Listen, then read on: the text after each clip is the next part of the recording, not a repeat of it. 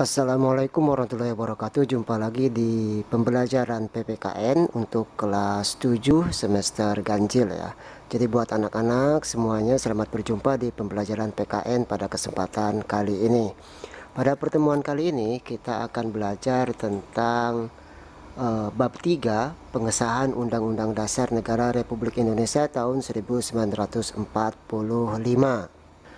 Jadi dalam pertemuan ini tujuan pembelajarannya diharapkan setelah para siswa semuanya mengikuti pembelajaran ini, yang pertama mampu menjelaskan proses dan hasil sidang Panitia Persiapan Kemerdekaan Indonesia atau yang kita kenal dengan istilah PPKI.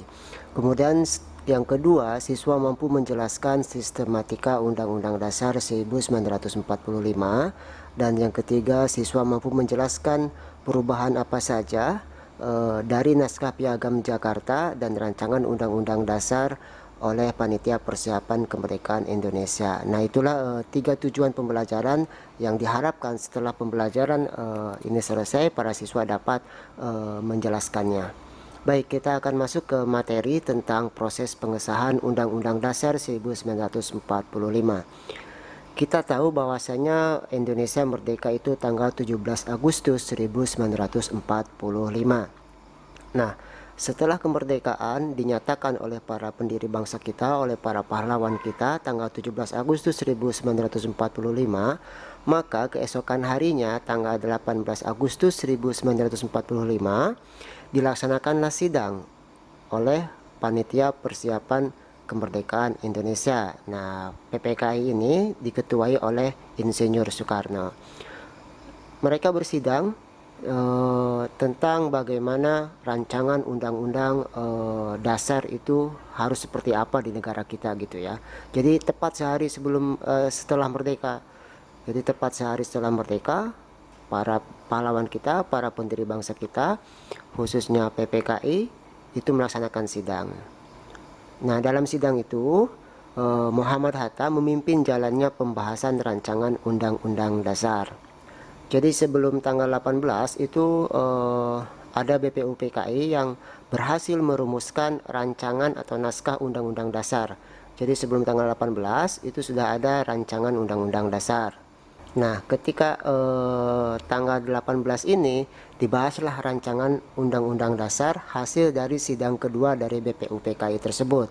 Nah, pembahasan rancangan Undang-Undang Dasar ini berlangsung dalam suasana penuh rasa kekeluargaan, tanggung jawab, cermat, teliti, dan saling menghargai antar anggota. Jadi suasana sidangnya sangat kekeluargaan sekali, kemudian sangat cermat dan teliti. Kenapa? Karena ini adalah tonggak penting, sejarah penting bagaimana kelahiran bangsa Indonesia itu mempunyai undang-undang dasarnya. Arah dan tujuannya harus berdasarkan undang-undang dasar.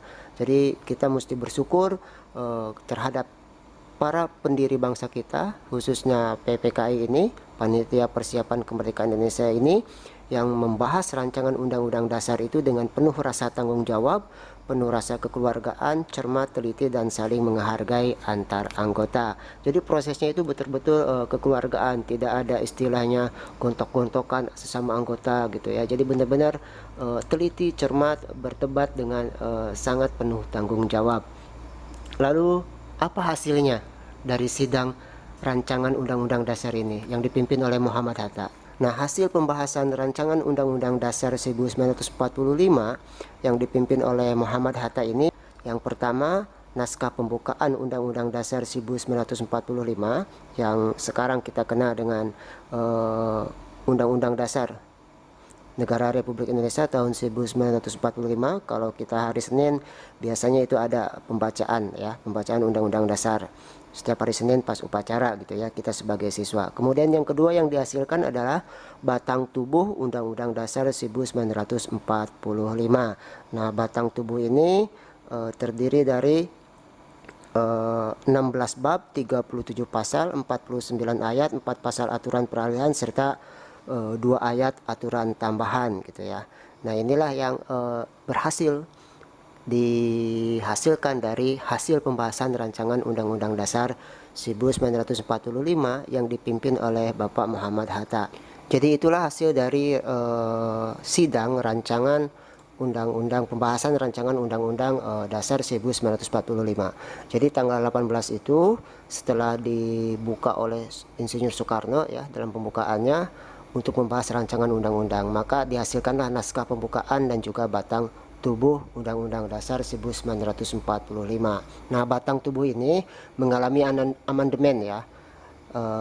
Jadi sebelum amandemen atau pada awalnya pada tanggal 18 Agustus ini disahkan bahwasanya sistematika Undang-Undang Dasar 1945 itu meliputi bagian pembukaan Undang-Undang Dasar 1945 terdiri dari 4 alinea. Nah, ini tidak berubah sampai sekarang bahwasanya Undang-Undang Dasar kita itu terdiri dari 4 alinea ya. Kemudian yang kedua, bagian batang tubuh Undang-Undang Dasar 1945 terdiri dari 16 bab, 37 pasal, 49 ayat, 4 pasal aturan peralihan serta 2 ayat aturan tambahan. Nah, itu awalnya batang tubuhnya, tetapi di amandemen, setelah amandemen maka ada perubahan gitu dari batang tubuh ini. Yang pertama, bagian pembukaan Undang-Undang Dasar 1945 tetap terdiri dari 4 alinea, itu tidak berubah ya. Nah, yang berubah adalah di bagian batang tubuh Undang-Undang Dasar 1945 menjadi 21 bab, yang awalnya terdiri dari 16 bab, kemudian menjadi 73 pasal, sebelumnya 37 pasal, menjadi 170 ayat. Yang sebelumnya di awal itu 49 ayat, kemudian 3 pasal aturan peralihan, serta 2 pasal aturan tambahan. Jadi itulah sistematika Undang-Undang Dasar 1945 setelah amandemen. Jadi kalau misalkan nanti ditanya bagaimana sistematika Undang-Undang Dasar 1945, kalian harus menjelaskannya sebelum amandemen dan setelah amandemen seperti yang saya jelaskan barusan. Nah, ini tentang batang tubuh ya, hasil dari pembahasan Undang-Undang Dasar 1945. Naskahnya ini tidak dirubah, tidak diamandemen, tapi batang tubuhnya yang mengalami perubahan atau amandemennya, sehingga sistematika Undang-Undang Dasar Negara Republik Indonesia tahun 1945 itu mengalami perubahan setelah diamandemen. Nah, kemudian pada tanggal 18 Agustus tahun 1945 tersebut, yang dalam persidangan PPKI itu tidak hanya mengesahkan rancangan undang-undang gitu ya. Jadi yang pertama yang dihasilkan dari sidang itu secara keseluruhan, yang pertama adalah mengesahkan Undang-Undang Dasar 1945. Nah, ini undang-undang inilah yang menjadi aturan hukum tertinggi di dalam bernegara Republik Indonesia gitu ya, menjadi undang-undang paling dasar. Kemudian di dalam sidang itu juga, dalam sehari itu juga tanggal 18 Agustus itu berhasil juga menetapkan Presiden dan Wakil Presiden Republik Indonesia untuk yang pertama kali, atau Presiden ke-1, yaitu Insinyur Soekarno sebagai Presiden dan Dr. Andes Muhammad Hatta sebagai Wakil Presiden. Pemilihan ini pun dilaksanakan atau disepakati dengan penuh rasa kekeluargaan dan aklamasi gitu. Jadi seluruh anggota PPKI setuju semuanya bahwasanya Insinyur Soekarno sebagai Presiden dan Dr. Andes Muhammad Hatta sebagai Wakil Presiden. Jadi pemilihannya secara aklamasi di sidang tersebut. Maka pada tanggal 18 Agustus kita punya presiden gitu ya, yaitu presiden pertama Insinyur Soekarno dan Dr. Andes Muhammad Hatta. Kemudian yang ketiga hasil dari persidangan tanggal 18 Agustus ini adalah membentuk Komite Nasional Indonesia Pusat. Nah, itulah hasil dari persidangan PPKI tanggal 18 Agustus. Jadi selain mengesahkan Undang-Undang Dasar, yang sebelum mengesahkan ini tadi ada pembahasan gitu yang dipimpin oleh Muhammad Hatta ya, yang berhasil menyepakati naskah Undang-Undang Dasar dan batang tubuh. Nah, kemudian dilanjutkan dengan menetapkan Presiden Wakil Presiden yang pertama serta membentuk Komite Nasional Indonesia. Jadi dalam satu hari itu kita bisa para pendiri kita, para founding fathers kita, pendiri bangsa kita berhasil menetapkan arah atau Undang-Undang Dasar Negara Republik Indonesia tepat sehari setelah kita dinyatakan merdeka dari penjajahan. Nah, kemudian naskah Undang-Undang Dasar ini sebenarnya itu berasal dari hasil sidang BPUPKI yang kedua. Jadi yang disetujui dalam tanggal 18 ini awalnya itu berasal dari rumusan pembukaan Undang-Undang Dasar Naskah Piagam Jakarta dan Rancangan Batang Tubuh. Jadi sejarahnya adalah sebelum tanggal 18 Agustus itu sudah ada sidang yang membahas tentang rumusan pembukaan Undang-Undang Dasar, yaitu namanya Naskah Piagam Jakarta dan Rancangan Batang Tubuh. Nah, di sidang tanggal 18 ini terdapat perubahan dari Naskah Piagam Jakarta. Itu ada 4 perubahan. Yang pertama, di dalam Naskah Piagam Jakarta itu kata mukadimah diganti dengan kata pembukaan.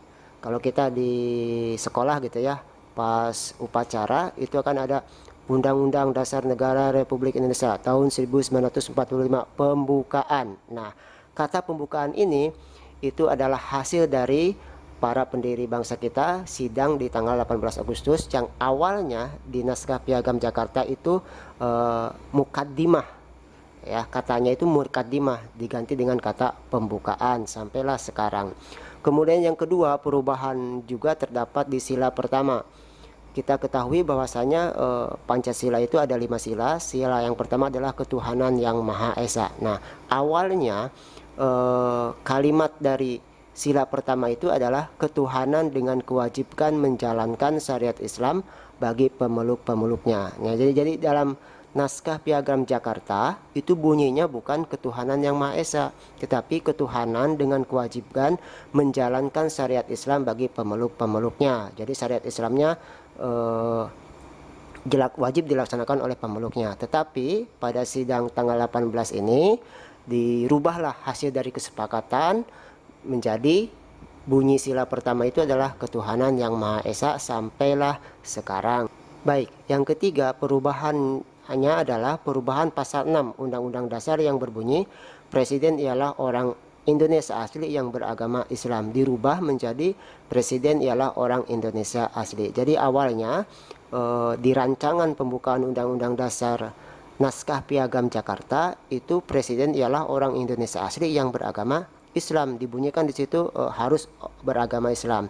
Tetapi disepakatin di tanggal 18 ini menjadi Presiden ialah orang Indonesia asli. Jadi tidak boleh sampai sekarang kalau bukan orang Indonesia asli itu menjadi presiden. Nah, kalau ada nanti suatu saat maka harus merubah dulu tuh batang tubuh Undang-Undang Dasar ini. Jadi selagi belum dirubah maka presiden ialah wajib orang Indonesia asli. Kemudian yang keempat, perubahan yang terjadi adalah pada pasal 28 Undang-Undang Dasar 1945 yang berbunyi negara berdasar atas ketuhanan dengan kewajiban menjalankan syariat Islam bagi pemeluk-pemeluknya diganti menjadi pasal 29 Undang-Undang Dasar 1945 yang berbunyi negara berdasar atas ketuhanan yang Maha Esa. Ini sejalan dengan perubahan di sila pertama tadi, bahwasanya menjalankan syariat Islam bagi pemeluk-pemeluknya itu dihilangkan menjadi ketuhanan yang Maha Esa, maka di pasal 29 berbunyi menjadi negara berdasar atas ketuhanan yang Maha Esa. Jadi inilah perubahan-perubahan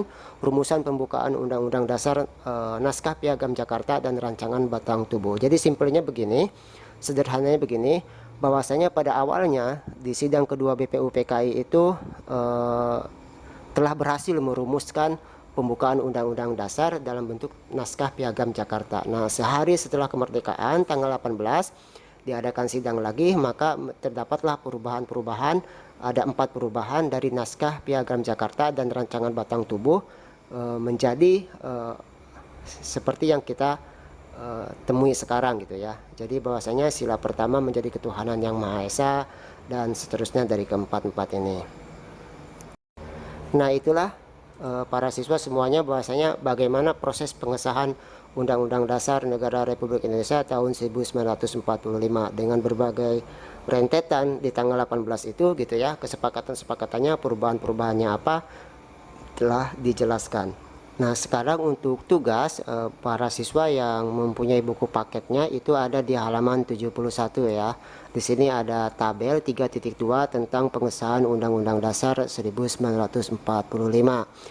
Ada 3 kolom, kolom nomor 1, 2, 3, kemudian aspek informasi dan uraian. Nah, cara mengisinya adalah yang pertama misalkan nomor 1, hasil sidang panitia persiapan kemerdekaan Indonesia aspek informasinya itu, kemudian diuraikan apa saja hasilnya, apa yang dihasilkan dari sidang PPKI ini. Ya, maka ditulislah di situ di kolom uraian. Yang kedua, sistematika Undang-Undang Dasar 1945. Nah, sistematikanya itu seperti apa? Nah, tadi ingat penjelasan sebelumnya bahwasanya ada amandemen dari batang tubuh gitu dari Undang-Undang Dasar ini. Nah, sistematika pada awalnya seperti apa, kemudian sistematika setelah di amandemen itu seperti apa, maka dituliskan di kolom uraian. Nah, jika lupa bisa di back lagi tuh penjelasan saya tadi ya di menit-menit sebelumnya. Kemudian yang ketiga, perubahan apa saja naskah Piagam Jakarta dan rancangan Undang-Undang Dasar oleh PPKI. Artinya apa saja yang dirubah dari naskah Piagam Jakarta itu dalam sidang PPKI di tanggal 18 Agustus 1945.